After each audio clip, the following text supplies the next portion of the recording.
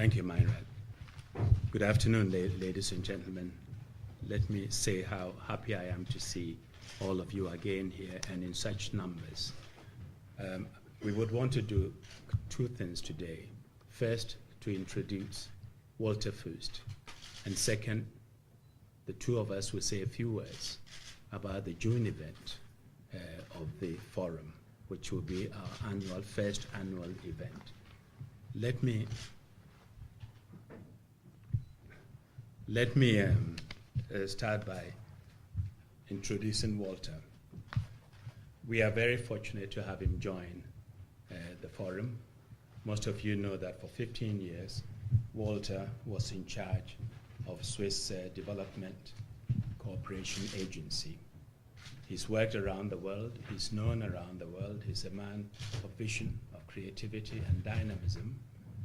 And I think these are qualities which are going to be needed as we start a new forum. And I'm particularly happy to have him join us. He will begin his full-time assignment on the 1st of May. But even already, he's been doing considerable work for the forum. And I hope you're all going to get to know him better. And those of you who do not know him, make an effort to get to know him and work with him and support him and our efforts. He has done lots of work in the humanitarian area as well as economic development, and the two often link up, and I think his past experience will be a great asset. When we met last time, I indicated to you that the forum will focus on emerging issues of great importance to the humanitarian community and to the world, and that as the first topic, we were going to focus on the impact of climate change on communities and on individuals. We tend to think of climate change as something that's going to have an impact later, and often when we think of climate change, we focus on the greenhouse emission, forgetting that climate change is having real and actual impact in the world today. There are people who live on small islands who will tell you, we used to consider the sea as our friend. It gave us food, and we could swim, but now we see the sea as our enemy. And pretty soon we may lose our homes and our livelihood. We've seen how droughts and prolonged rainfalls and changing pattern of rainfalls has affected agricultural production, how desertification is expanding. In some places in Africa, it's traveling at the rate of 7 kilometers per year. And we need to begin to take this seriously and see what we can do to adapt to this new reality. And adaptation, obviously, is going to demand lots of efforts and lots of money from all of us. The climate change, I think we should see it as an all-encompassing threat. It's a threat to our health, it's a threat to security, it's a threat to political stability, and it's a threat to social cohesion. You could imagine situations where there are scarce resources and people are fighting to control it. Situations where people have to move simply because they cannot survive on the land that sustained their parents and grandparents. Situations where low-lying cities can be flooded if the sea rise continues. We believe that the world needs to focus on this. There is real human face to this climate crisis. And I hope that we will be able, as we go through our program in the course of the year, to bring that to the forefront. The other area that I think is important, and we've seen what has happened recently. We all came up with Millennium Development Goals in the year 2000. Some countries have made considerable progress in economic development and lifting their people out of poverty.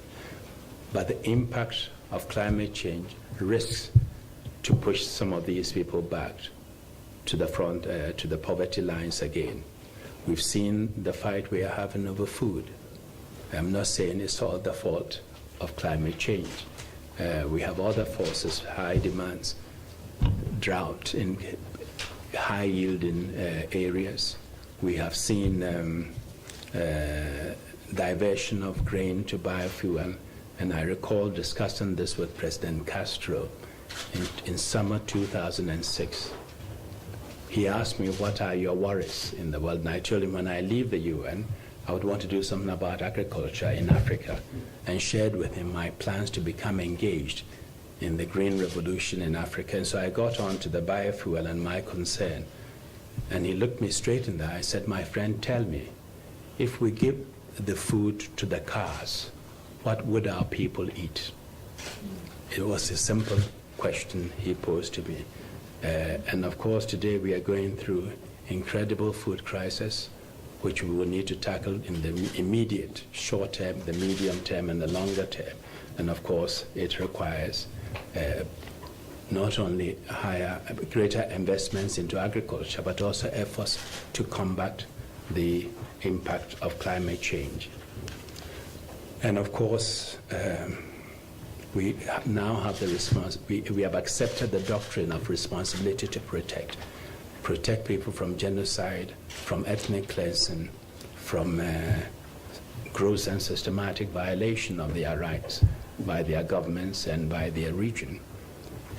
Shouldn't the same logic apply for the protection of people who may not have enough to eat, who may be at the mercy of nature and are helpless to protect themselves? There are quite a few issues which are going to come up for discussion. But let me say that as we look at the post-Kyoto arrangements, we must be conscious that we need to come up with a system that is not only effective, but equitable. As we see the climate issue, the poor are bearing the brunt. They pollute least and they suffer most.